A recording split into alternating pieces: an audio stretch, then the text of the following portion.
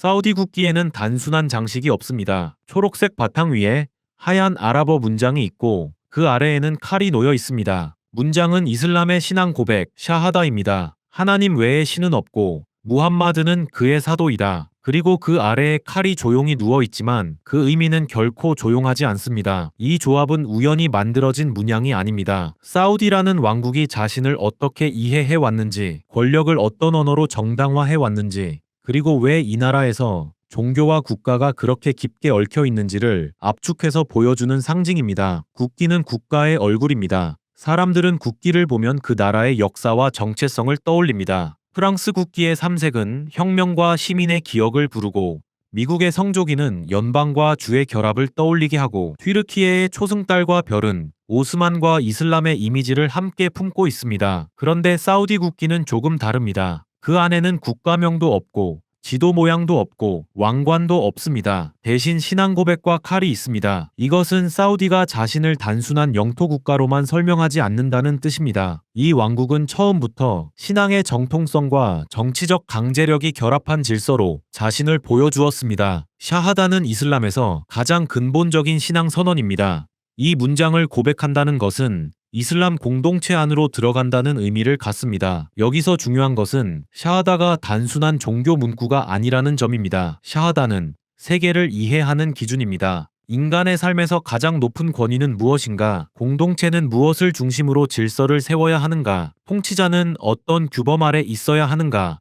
라는 질문과 연결됩니다. 사우디 국기 위에 샤하다가 놓여 있다는 것은 이 왕국이 자신의 정당성을 세속적 민족주의나 공화주의가 아니라 이슬람 신앙의 언어에서 끌어온다는 뜻입니다. 권력이 오래 지속되려면 사람들이 그 지배를 단순한 폭력이 아니라 받아들일 만한 질서로 인식해야 합니다. 사우드 가문에게 샤하다는 그런 정당성의 핵심 언어였습니다. 우리가 통치한다는 말은 그 자체로는 약합니다. 하지만 우리는 올바른 신앙 질서를 지킨다는 말은 훨씬 강합니다. 이 말은 정치적 복종을 종교적 의무와 연결시킵니다. 통치자의 명령이 단순한 개인의 명령이 아니라 공동체의 신앙 질서를 보호하는 명령처럼 보이게 만드는 것입니다. 그 아래 놓인 칼은 이 질서가 말로만 유지되지 않는다는 사실을 보여줍니다. 칼은 권력의 강제력을 상징합니다. 국가는 설득만으로 존재하지 않습니다. 어느 순간에는 법을 집행하고 반란을 제압하고 국경을 지키고 내부 질서를 강제해야 합니다. 사우디 국기의 칼은 바로 이 힘의 문제를 상징합니다. 다만 이 칼은 아무 강제력이나 뜻하지 않습니다. 샤하다 아래에 놓여 있기 때문에 그 칼은 신앙 질서를 지키는 칼로 제시됩니다. 신앙 고백이 칼 위에 있다는 배열 자체가 메시지입니다. 힘은 신앙 아래 있어야 하고 신앙은 힘을 통해 보호된다는 구조입니다. 이 조합을 보면 사우디 건국의 논리가 그대로 드러납니다. 사우드 가문은 단순히 부족 전쟁에서 승리한 가문이 아니었습니다. 그들은 자신들의 전쟁을 종교적 정화와 질서 회복의 언어로 설명했습니다. 18세기 나즈드에서 무함마드 이븐 사우드와 무함마드 이븐 압둘 와하브가 결합한 이후 사우드 가문의 정치 권력은 와하비즘의 종교적 언어와 함께 움직였습니다. 사우드 가문은 칼을 제공했고 와하비즘은 그 칼이 왜 사용되어야 하는지 설명하는 언어를 제공했습니다. 한쪽은 정복에 힘을 주었고 다른 한쪽은 정복을 정당화하는 의미를 주었습니다. 국기 속 샤하다와 칼은 바로 이 오래된 동맹의 시각적 요약입니다. 사우디 국기의 샤하다는 사우디 왕권이 단순한 가문 권력이 아니라 이슬람적 질서를 대표한다는 이미지를 만들어냅니다. 칼은 그 상징 자본을 현실의 힘으로 바꾸는 장치입니다. 사람들은 국기에서 신앙을 보고 동시에 그 신앙을 지키는 국가 권력의 존재를 봅니다. 하지만 여기서 중요한 질문이 생깁니다. 왜 굳이 칼이 함께 있어야 했을까요? 신앙 고백만으로는 부족했을까요? 역사적으로 보면 부족했습니다. 신앙의 언어는 강력하지만 그 언어만으로 흩어진 부족을 하나의 정치 질서 안으로 묶을 수는 없습니다. 나즈드의 부족 사회는 말로만 움직이지 않았습니다. 보호와 보상, 전쟁과 복수, 동맹과 배신이 일상의 정치였습니다. 어느 권력이 신앙을 말한다 해도 실제로 보호하지 못하면 사람들은 떠납니다. 어느 지도자가 올바른 질서를 말한다 해도 적의 공격을 막지 못하면 그 권위는 무너집니다. 그래서 사우드 가문에게는 종교적 정당성과 군사적 능력이 동시에 필요했습니다. 샤하다만 있으면 질서의 명분이 있고 칼만 있으면 질서의 강제가 있습니다. 둘이 함께 있을 때 비로소 국가를 만들 수 있었습니다. 사우디 국기의 초록색도 그냥 배경색이 아닙니다. 초록색은 이슬람 전통에서 강한 종교적 이미지를 갖는 색으로 받아들여져 왔습니다. 생명, 낙원, 신앙의 이미지를 떠올리게 하는 색입니다. 사우디 국기에서 초록은 단순한 시각적 선택이 아니라 전체 상징을 감싸는 종교적 분위기입니다. 하얀 샤하다와 하얀 칼이 초록색 바탕 위에 놓이면서 국가의 이미지는 처음부터 이슬람적 정체성으로 읽히게 됩니다. 이것은 현대적인 민족 국가의 추상적 상징과 다릅니다. 사우디 국기는 보는 순간 신앙 공동체의 언어를 전면에 내세웁니다. 이런 상징은 사우디가 세속적 아랍 민족주의 국가들과 다른 길을 걸어왔다는 점도 보여줍니다. 20세기 중반 이집트의 나세르, 시리아와 이라크의 바트주의, 알제리의 독립민족주의는 모두 아랍 민족, 반제국주의, 공화주의, 사회주의적 개발국가의 언어를 강조했습니다. 반면 사우디는 왕정, 이슬람 정통성, 성지관리, 부족과 왕가의 결합을 중심으로 자신을 구성했습니다. 사우디의 경우 시민혁명의 기억이나 민족해방전쟁만 있었던 것이 아닙니다. 사우드 가문, 이슬람 신앙, 나즈드의 종교개혁 전통, 그리고 메카와 메디나의 성지 권위가 함께 있었습니다. 그래서 사우디 국기에는 왕가의 문장이 직접 들어가 있지 않아도 왕권의 논리가 숨어 있습니다. 샤하다와 칼은 표면적으로는 이슬람과 질서를 의미하지만 역사적으로는 그 질서를 구현하는 정치 권력으로 사우드 가문을 떠올리게 만듭니다. 여기서 국가와 왕가의 경계는 흐려집니다. 사우디아라비아라는 국호 자체가 사우드 가문의 아라비아라는 뜻을 품고 있듯이 국기의 상징도 신앙과 국가, 국가와 왕가가 서로 분리되지 않는 구조를 보여줍니다. 이것은 가산제 지배의 흔적과도 연결됩니다. 가산제 지배는 통치자의 가문과 국가의 경계가 뚜렷하게 분리되지 않는 권력 형태입니다. 사우디는 현대 국가의 제도와 관료제를 갖추었지만 왕가의 역사와 국가 정체성이 여전히 깊게 겹쳐 있습니다. 샤하다가 국기에 들어가 있다는 사실은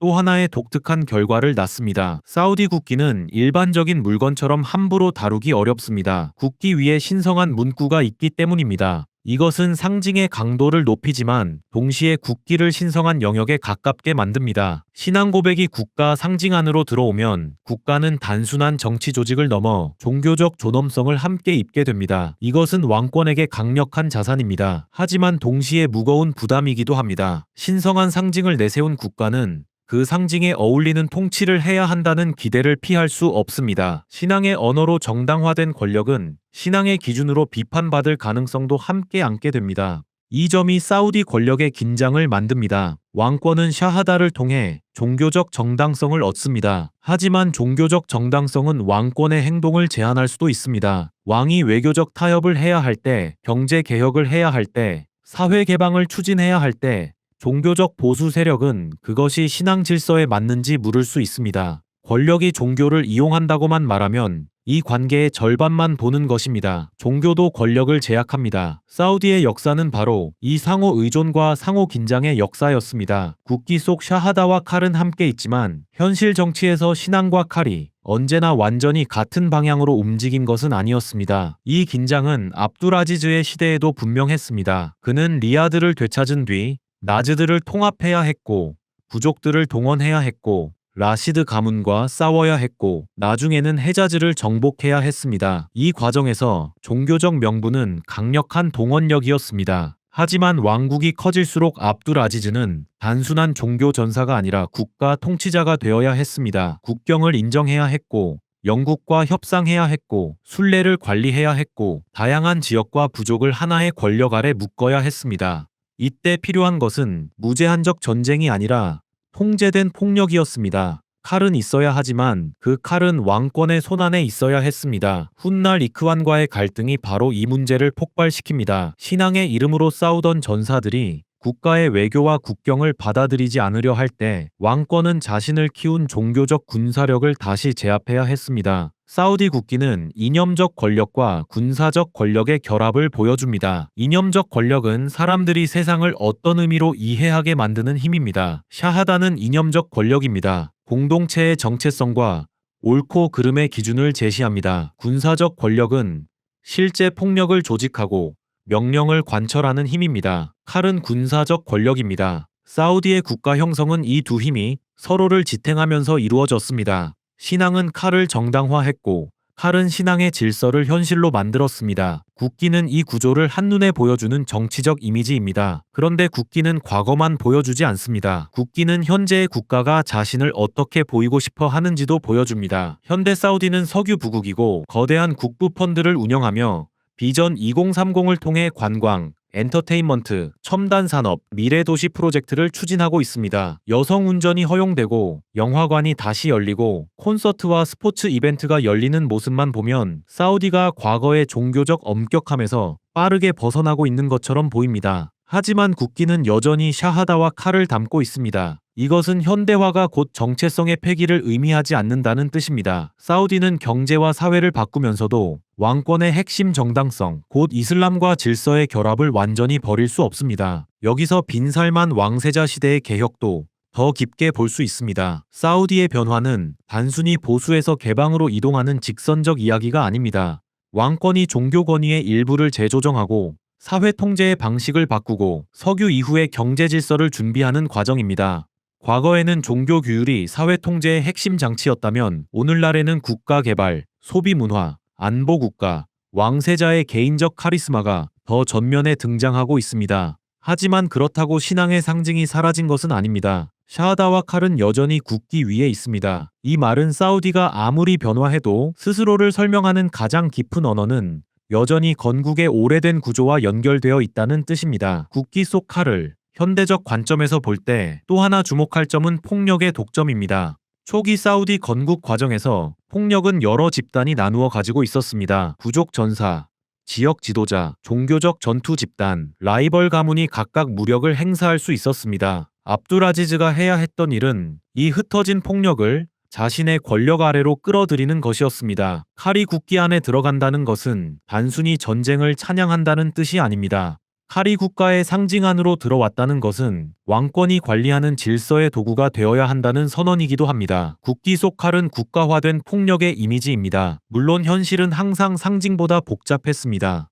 부족의 칼이 곧바로 국가의 칼이 된 것은 아니었습니다. 충성은 흔들렸고 종교적 열정은 통제하기 어려웠고 왕권의 명령이 모든 곳에 즉각 전달된 것도 아니었습니다. 하지만 국가 형성은 바로 그런 복잡한 현실을 하나의 상징으로 묶는 과정입니다. 국기는 현실을 단순화합니다. 다양한 갈등과 모순을 한 장의 이미지로 압축합니다. 사우디 국기는 우리는 신앙과 칼로 세워진 질서다라고 말합니다. 그 안에는 부족의 분열, 나즈드의 척박함, 사우드 가문의 몰락과 귀환, 와하비즘의 동원력, 라시드 가문과의 경쟁, 메카와 메디나의 성지 권위가 모두 응축되어 있습니다. 이 상징을 통해 우리는 사우디의 국가 정체성이 왜 그렇게 독특한지 이해할 수 있습니다. 많은 현대 국가는 국민을 중심으로 자신을 설명합니다. 국민주권, 시민권, 헌법, 선거, 공화국 같은 언어가 중심에 있습니다. 사우디는 다릅니다. 왕가, 신앙, 성지, 부족, 보호, 복종, 배분이 함께 작동합니다. 토머스 홉스가 리바이어던에서 말한 것처럼 사람들은 무질서와 폭력의 공포에서 벗어나기 위해 강한 주권을 필요로 합니다. 나즈드의 부족 사회에서도 사람들은 약탈과 불안정, 보복과 생존 경쟁 속에서 보호자를 필요로 했습니다. 사우드 가문은 자신을 그런 보호자로 제시했고 와하비즘은 그 보호를 신앙의 질서로 해석했습니다. 국기 속 칼은 보호의 칼이고 샤하다는 그 보호가 어떤 질서를 위한 것인지를 말합니다. 하지만 홉스의 주권이 세속적 계약의 언어라면 사우디의 주권은 종교적 정당성의 언어와 더 깊게 얽혀 있었습니다.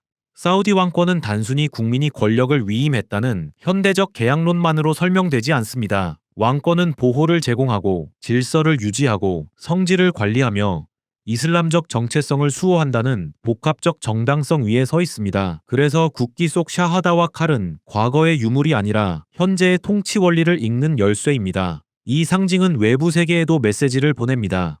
사우디는 자신을 이슬람 세계의 변방 국가로 보지 않습니다. 메카와 메디나를 관리하는 왕국이자 이슬람 정체성을 국가 상징의 중심에 둔 나라로 제시합니다. 특히 1925년 헤자즈를 장악하고 메카와 메디나를 통치하게 된 이후 사우드 가문의 권력은 나즈드의 지역 권력을 넘어 전 세계 무슬림이 주목하는 권력이 되었습니다. 국기의 샤하다는 이 국제적 의미를 더 강화합니다. 사우디 국기는 국내 통치의 상징이면서 동시에 이슬람 세계를 향한 자기소개입니다. 우리는 두 성지의 관리자이고 신앙의 질서를 지키는 왕국이다. 이 메시지가 그 안에 들어 있습니다. 사우디 국기를 읽는다는 것은 단순히 문양의 뜻을 아는 일이 아닙니다. 그것은 사우디 권력의 문법을 읽는 일입니다. 샤하다는 정당성입니다. 칼은 강제력입니다. 초록색은 이슬람적 정체성입니다. 이 셋이 결합할 때 사우디 왕국은 자신을 설명합니다. 사우디는 우리는 왕가의 나라다라고만 말하지 않습니다. 우리는 신앙의 질서를 지키는 왕가의 나라다라고 말합니다. 또 우리는 강한 국가다라고만 말하지 않습니다. 우리의 힘은 신앙의 질서를 지키기 위한 힘이다라고 말합니다. 바로 이 구조가 사우디 권력의 핵심입니다. 하지만 상징만으로 국가는 움직이지 않습니다.